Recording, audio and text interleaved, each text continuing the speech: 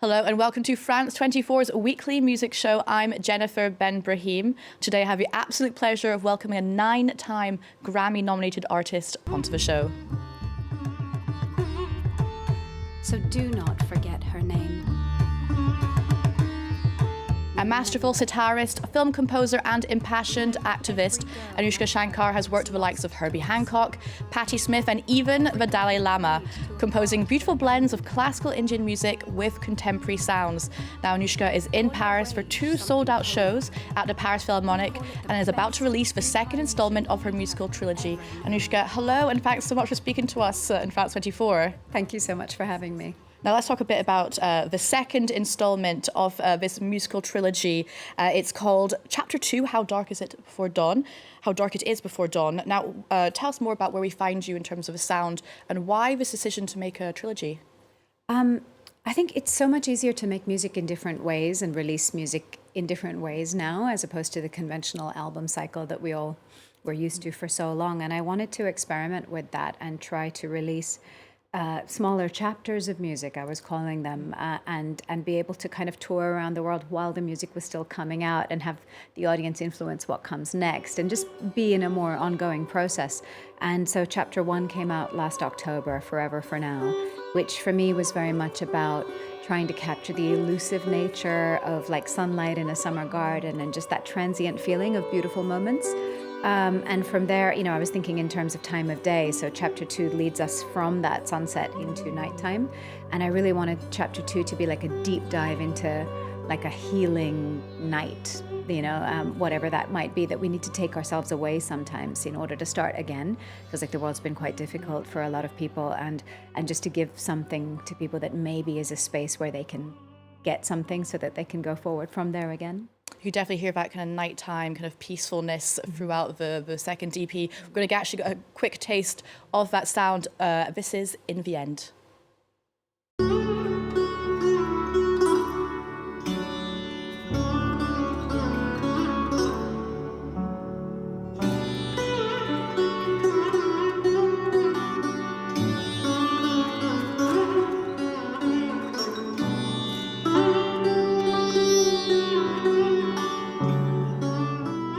So that was In the End from Anoushka Shankar's latest EP, Chapter 2, How Dark Is It Before Dawn? Now let's go back to the very beginning. You come from a very musical household. Your father was the sitar virtuoso Ravi Shankar. Your half-sister is Norah Jones. That must have been quite an amazing environment to grow up in. And do you feel like you were always destined to follow in your father's footsteps? I mean, that nature-nurture question is such an impossible one to answer. I was definitely raised in a hugely creative atmosphere, and I was surrounded by music. My father was touring. He was also teaching other disciples. So I was always around music, and I loved it myself. I wanted to go towards it. I don't know if I maybe would have picked up the sitar in another scenario, but I think I was always quite creative one way or another. So it was always my most obvious option, perhaps. And you started super young, I read. I started when I was about 9 years old. But I'd started before that with my mother, actually, very basic singing in the classical Indian traditions, just learning the notes, learning some basic ragas. And she was the one I really would credit for taking me to any number of concerts, performances, dance performances. So by the time I started playing, I was already slightly familiar with that musical world. Well, you're actually about to embark on a European tour, and I'm going to give the people out there a little taste of what to expect on tour. Here's a little live recording of Stolen Moments. It's from the first installment of your trilogy that you did for the radio station in the US called KEXP. Take a listen.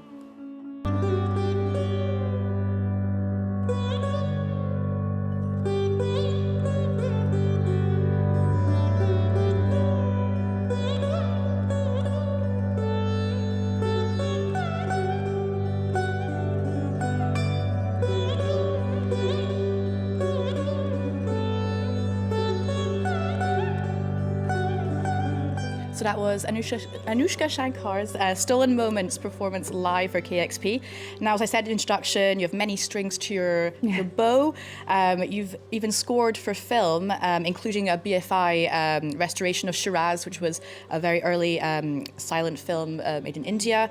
How different is the process of composing for an album to scoring for cinema? I mean, composing for an album is very much led by my own personal journey or desire of whatever I need to express as an artist. Once I'm composing for film, it's about how to apply my toolkit to telling an external story. You know, how do I best serve this visual medium? So it's a different way of thinking about it. And it in some ways is the same, because once I pour myself into that, I'm still writing from the same place. I have to connect to it emotionally, but it is a different initial starting point of like, how do I serve this story on the outside rather than what's my vision? Okay. Yeah. Yeah, it's a little backwards kind of process of making it.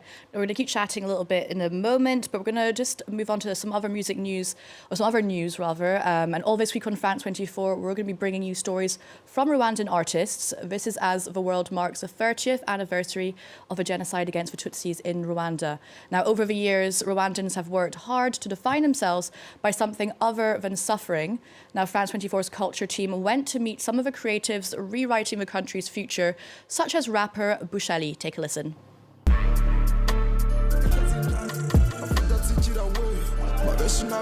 As soon as we're inside, Bushali puts on a show.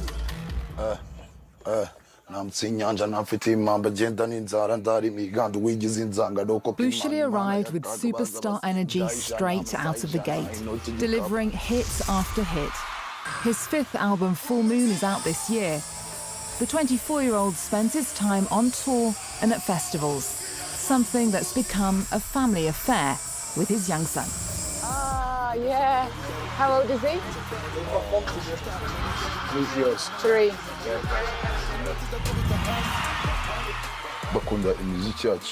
Young people love Kenya trap because they see themselves in it. It's music with meaning. I sing about underprivileged kids coming home from school and going to sleep on hard cement. They can identify with me because I'm like them, and I'm young too.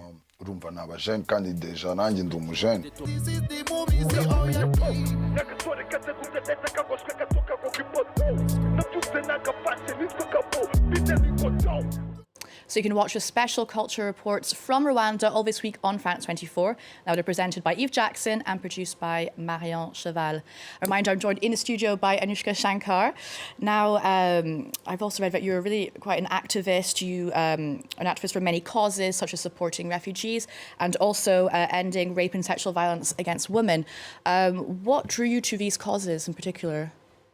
I mean, I think as a human, we feel, right? We feel other people's pain. We feel other people's suffering when we're in positions to be able to help, try and do what we can. It's quite simple, really. Some of those come from a personal place. I identify when it comes to being a survivor of child sexual abuse, for example, or simply being a woman in the world.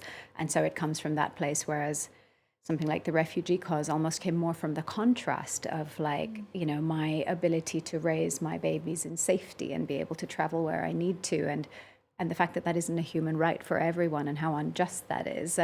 So it comes from different places, and I try and find ways, whether as a person or as a musician, to tie in causes that matter and see where I can make a difference. Yeah, it's important using your platform for causes like this. Now, you've also worked with the UK database, the F-List, and actually created to help bridge the gender gap in music. Now, actually, last week, a UK musician census was published with some quite horrifying figures, I have to say, that revealed that half of UK female musicians have experienced discrimination and a third reporting being sexually harassed. What do you make of these findings?